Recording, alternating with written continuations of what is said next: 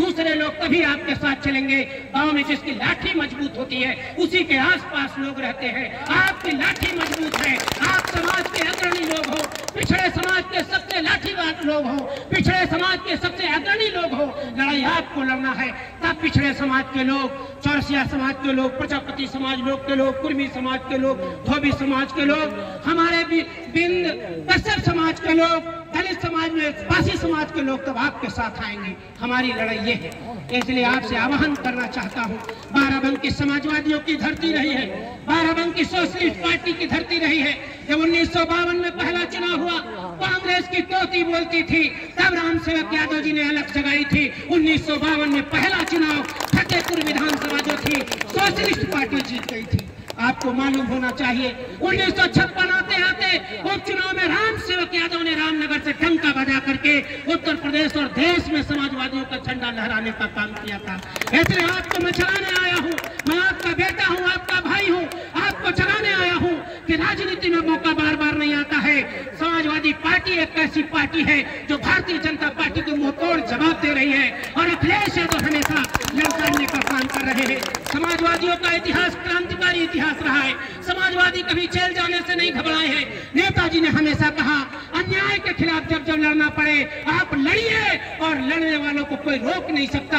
इसलिए मैं आह्वान करता हूं, आने वाले 2027 में समाजवादी पार्टी के झंडे को मजबूती से बुलंद करेंगे कि नहीं करेंगे?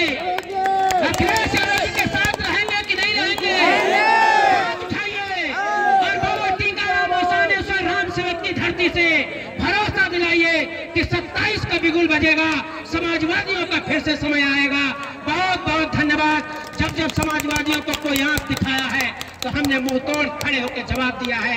जब वसूलों पे आंच आती है तो टकराना जरूरी है और यदि हम जिंदा हैं तो लड़ते हुए जिंदा नजर आना जरूरी है। हम श्री कृष्ण के वंशज हैं। जहां अन्याय होता है अन्याय के खिलाफ सीना चौड़ा करके खड़े हो जाते हैं। हम लोग जब संघर्ष शासन का मैं अध्यक्ष था, सर उत्तर प्रदेश की सरकार में मेरा ऐसा कोई पैर हाथ नहीं, 2.5 साल जेल में छोड़ दिया था। मैंने कभी नहीं संघर्ष के पीछे हटा और मुझे खुशी है मैं ऐसे नेता के नेतृत्व में राजनीति करने का अवसर मिला। मुझे इतनी कम उम्र में देश में, उत्तर प्रदेश में, देश में जैसे मेरी उम्र पूरी हुई उत्तर प्रदेश के उच्च सदन में भेजने का काम किया। इसलिए नेता आपकी मेहनत को जानता है। समाजवादी पार्टी के जितने भी नौजवान हैं वो पिछड़े समाज, दलित समाज, गांव के लोग हैं, क्योंकि नेताजी ने खेती बाड़ी से, गांव की पगडंडियों से, एक छोटे से गांव सैफई के खेत खलिहान से निकल करके किसानी का क्या करते करते देश में मुकाम हासिल किया था। इसलिए आपको अपने इतिहास को पढ़ना होगा। जो अपने इतिहास को नहीं पढ़ता है वो इतिहास बनाता भी नहीं है। समाजवादियों का स्वर्णिम इतिहास रहा है और उस इतिहास को बचाने की जिम्मेदारी हमारी है।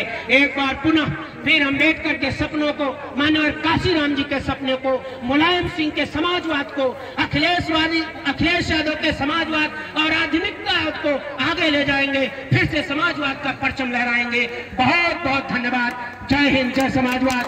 भाई धीरज यादव जी हमारे गुरु, हम सबके अभिभावक, हमारे समाज के सबसे सीनियर भाई हरिराम जी, रामराज जी, हमारे साथ आए ज्ञान सिंह जी, बबलू जी, हमारे इस ब्लॉक के प्रतिनिधि जिला पंचायत सदस्य भाई धीरज जी, राममंगन जी, सोनी यादव जी, हमारे सोशलिस्ट पार्टी के हमेशा विचारक और पार्टी को समय समय पर अपनी सुझाव देते रहते हैं भाई भक्ति यादव जी, राष्ट्रीय अध्यक्ष जी है और हमारे लिए समाजवादी है, और छोटू यादव जी, सारे सम्मानित हमारे गौतम रावत जी भाई आए हैं, लल्लू जी, सभी सम्मानित हमारे साथियों जिनका नाम अजय और रामराज जी, सबको मैं सादर प्रणाम करता हूं।